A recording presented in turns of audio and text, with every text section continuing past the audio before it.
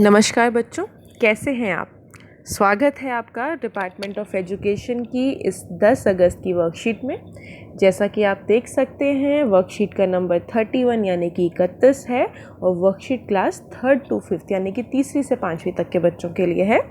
हमेशा की तरह बच्चों यहाँ पे आप अपनी क्लास और अपना सेक्शन, यहाँ अपना नाम और यहाँ पे लिखेंगे अपने क्लास टीचर का नाम। चलिए स्टार्ट करते हैं। आज की जो हमारी वर्कशीट है वो है स्वच्छता के महत्व के ऊपर। अब स्वच्छता का मतलब क्या होता है? स्वच्छता का मतलब होता है सफाई। अब सफाई के क्या महत्व हो सकते हैं, ज़रा सोचिए।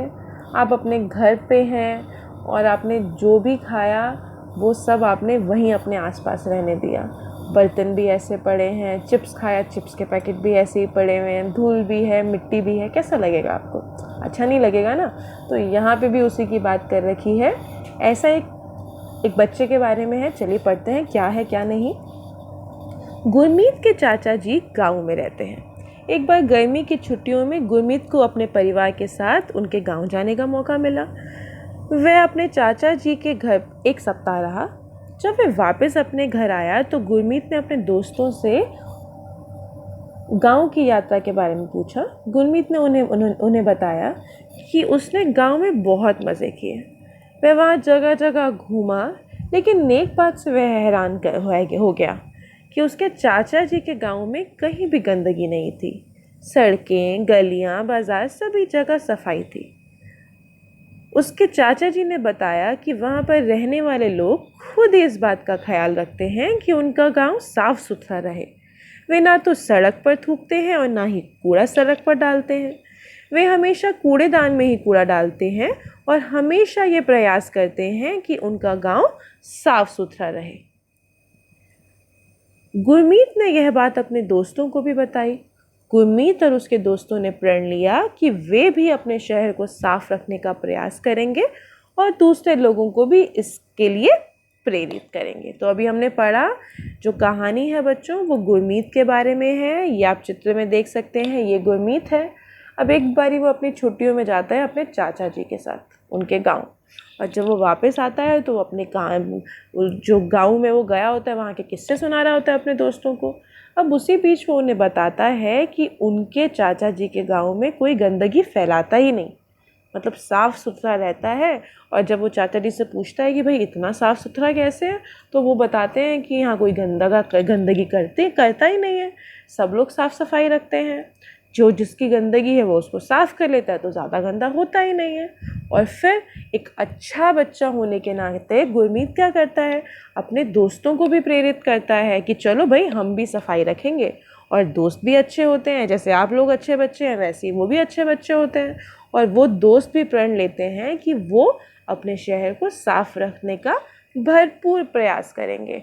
और सिर्फ प्रयास नहीं करेंगे, लोगों को प्रेरित भी करेंगे। प्रेरित करने का मतलब क्या है? लोगों को मोटिवेट भी करेंगे कि भाई आप भी सफाई रखो। चलिए कुछ प्रश्न दिए गए हैं, उन प्रश्नों के उत्तर डिस्कस करते हैं। आपके आस पड़ोस में सफाई रहती है या नहीं? अब मेरे आस पड़ोस तो सफाई रहती है, तो हम लिखेंगे हाँ, हमारे आस पड़ोस में सफाई रहती है। हाँ, मेरे आस पड़ोस में सफाई रहती है। अगला प्रश्न है, अगर आपके आस पड़ोस में सफाई नहीं है तो उस जगह को गंदा कौन करता है? अब बताइए कौन है? अगर आसपास सफाई नहीं है तो उस जगह को गंदा हम ही करते हैं।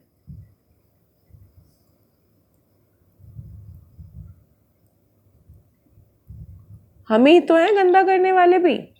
चलिए तीसरा प्रश्न पढ़ते हैं। अगर हमारे आसपास गंदगी होगी तो हमें कौन कौन सी बीमारियां हो सकती हैं? अब बच्चों, अगर हमारे आसपास बीमारियां होंगी तो हमें हैजा, मलेरिया,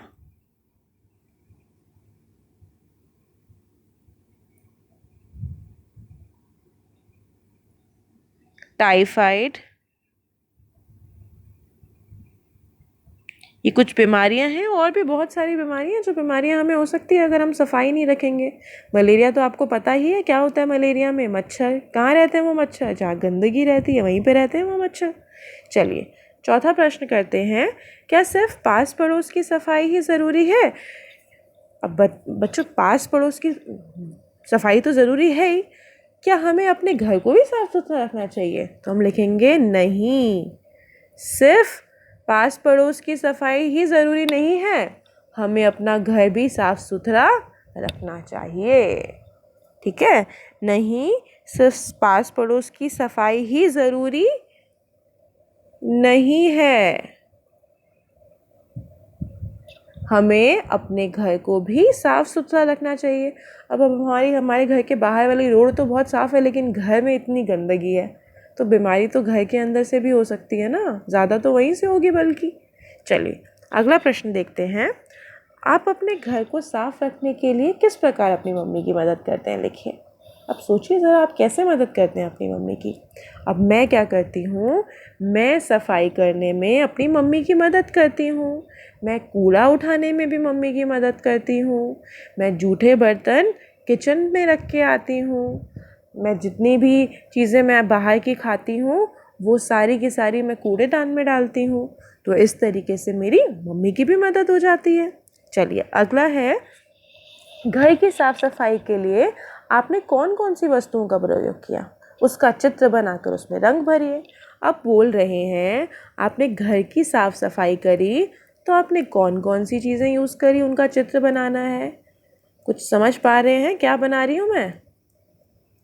बिल्कुल सही। क्या है ये? हाँ बच्चों, ये क्या है? झाड़ू। और झाड़ू के अलावा एक ऐसा कुछ होता है हमारे पास, क्या है ये? बिल्कुल सही, पहुंचाने, पोछा। और क्या क्या होता है? फिर एक कपड़ा होता है जिससे हम घर की डस्टिंग करते हैं। तो क्या है ये? डस्टिंग करने के लिए हम कपड़ा लेते हैं ना, वो कपड़ा है ये। और क्या क्या चीज़ें होती हैं घर की सफाई करने के लिए? अब एक डंडा होता है जिसका यूज़ हम क्या करते हैं, लंबा सा होता है, जिसका यूज़ हम करते हैं घर के जाले निकालने के लिए। तो ये वो कुछ चीज़ें हैं जिनका प्रयोग हम घर की सफाई करने के लिए करते हैं। तो आप इनके चित्र बना सकते हैं। आपको और अच्छे चित्र चाहिए तो आप इंटरनेट की मदद ले सकते हैं। और अगर आपकी ड्राइंग अच्छी है तो आप सामान सामने रखिए और बस बनाना शुरू हो जाइए। एक और भी होता है, एक झाड़ू भी होता है। ये तो हमारा सीख झाड़ू हो गया, एक हमारा फूल झाड़ू भी होता है। तो ऐसे करके आप वो भी बना सकते हैं। तो चलिए बच्चों, आज के लिए इतना ही काफ़ी है। हम कल मिलेंगे कल की वर्कशीट के साथ। तब तक के लिए स्टे हेल्दी, स्टे सेफ।